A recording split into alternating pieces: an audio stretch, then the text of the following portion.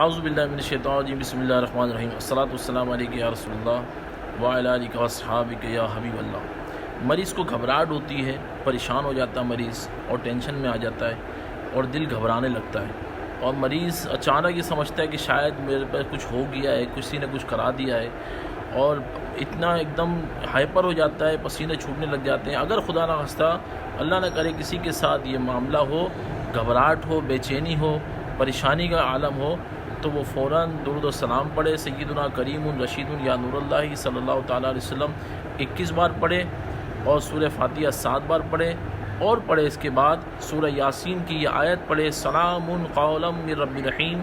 سلام قولا من رب رحیم، سلام قولا من رب رحیم، یہ آیت پڑھ کے درود و سلام اول آخر پڑھے، سیدنا کریم رشید یا نور اللہ صلی اللہ تعالیٰ علیہ وسلم پانی پہ دم کرے، اور یہ پانی مریض کو پلا دیں۔ انشاءاللہ تعالیٰ مریض کو بہت جلد از جلد